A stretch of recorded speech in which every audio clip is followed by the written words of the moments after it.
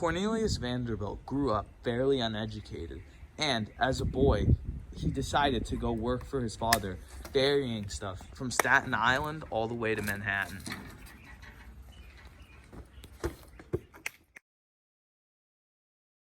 Vanderbilt was known as a ruthless businessman, and during a bitter winter, he refused to let Central Station's cargo and passengers board.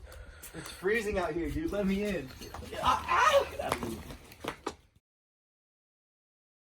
In one of the very few philanthropic acts, Vanderbilt donated $1 million and endowed Vanderbilt University, which would bear its name. Andrew Carnegie was born on November 25th, 1835 in Scotland. In 1848, when he was 13, he and his family moved to Pennsylvania.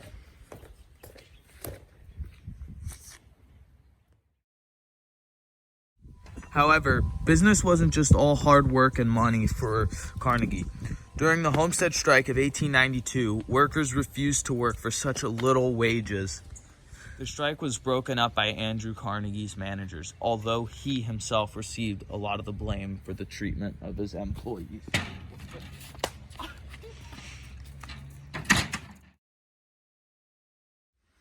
In 1889, Andrew Carnegie wrote an article called Wealth, which later evolved into a book he wrote called The Gospel of Wealth, where he talks about how those who are gifted with wealth from God should give back to the community and be active philanthropists.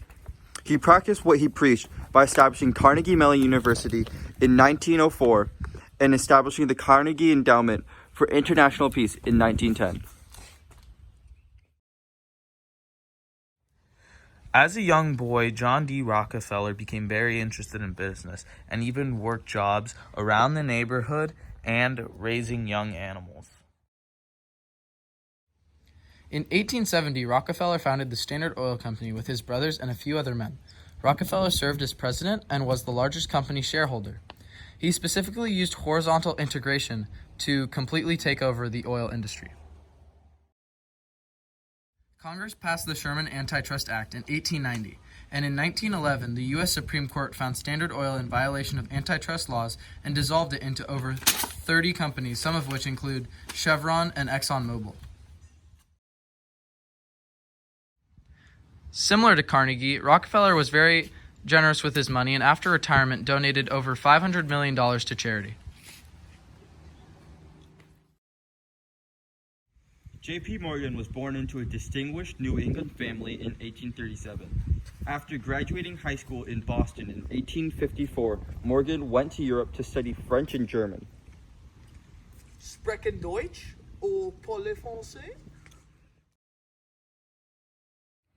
During Morgan's era, the United States had no central bank. Morgan used his influence and utilized interlocking directorates to put people that he knew on the board of companies so he controlled most of the economy. Hey, yo, bro, I need you to go on the board of the Bank of the Manhattan, bro. I got you. After being initially celebrated for leading Wall Street out of financial crisis in 1907, J.P. Morgan was receiving increasing criticism from the media by saying that he had too much power and was using the financial system for personal gain.